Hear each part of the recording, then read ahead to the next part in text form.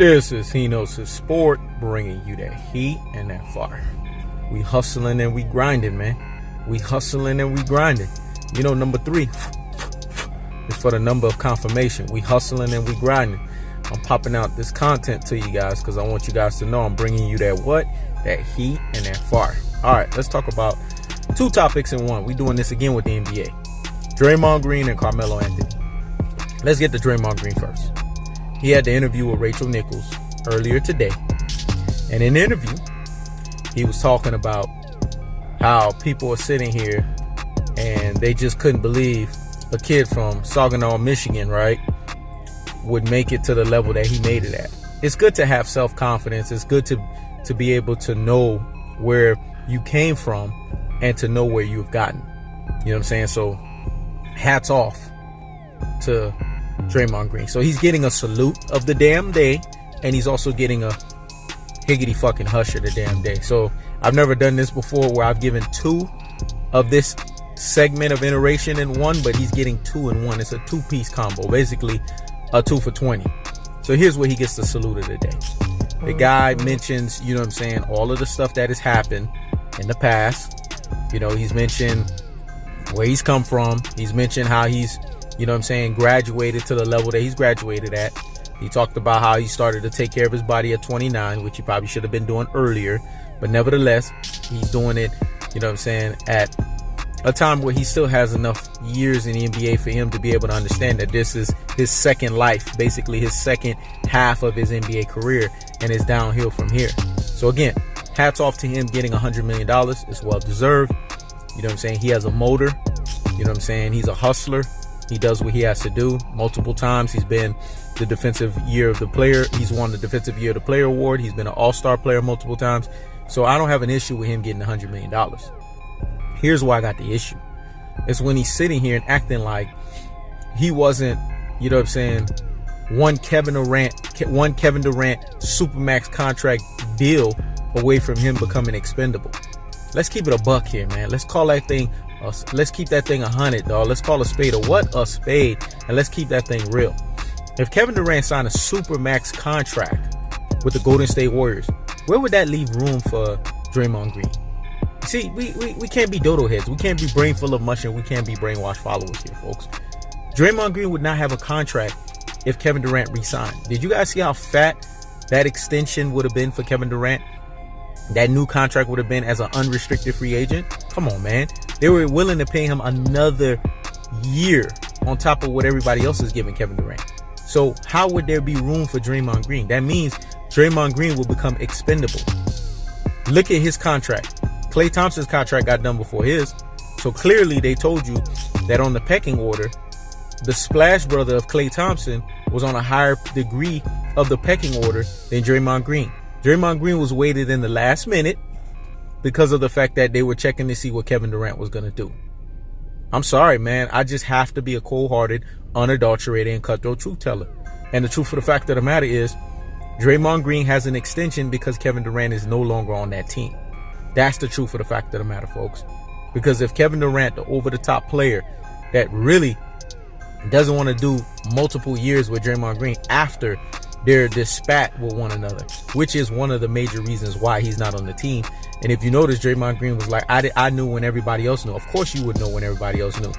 You're one of the reasons why Kevin Durant's no longer on that team. So come on, folks. We got to keep that thing real here, man.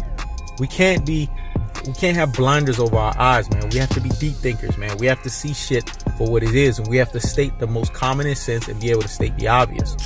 So Draymond Green, in this part of it, you get the biggest higgity hush of the fucking day, dude, because Kevin Durant saved your ass. He's the reason why you have this extension.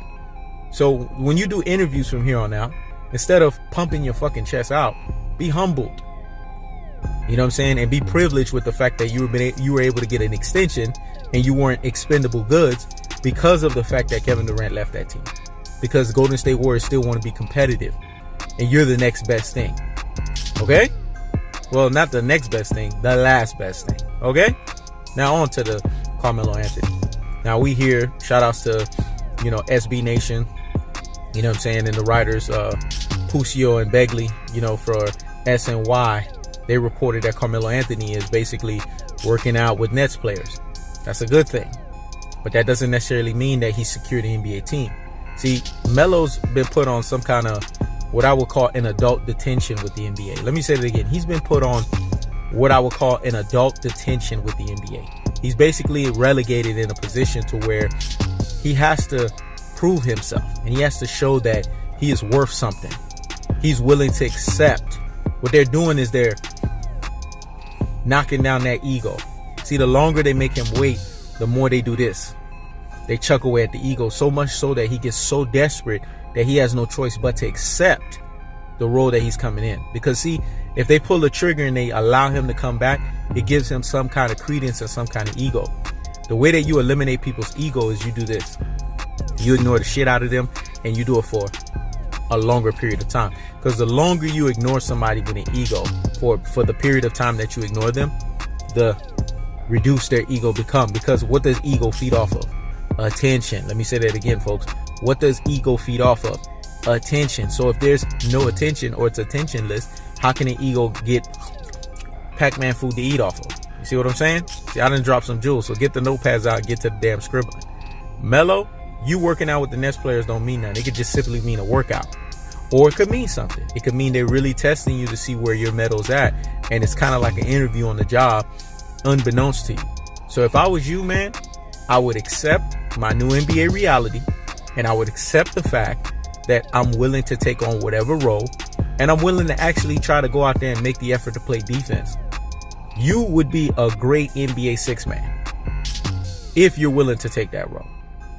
I will call Vince Carter, man. See what Vince Carter got to tell you, because Vince Carter is one of those players that was able to transition himself from a superstar to a role player, because he knew he no longer had the superstar game. But he did that transition seamless, better than anybody that I can think of. So talk to him. Dirk Nowitzki, underrated, did that same shit too. Let me say that again. Dirk Nowitzki, underrated, did that same shit too. And the people don't give Dirk Nowitzki credit for it. But he found a way to reduce, you know what I'm saying, his role so that he can be effective as well too. So that's why I say you got people out there in the league that you can talk to, get some advice on how you can turn some things around. So if I was you, Carmelo Anthony, I would reach out to these people, man, and learn something.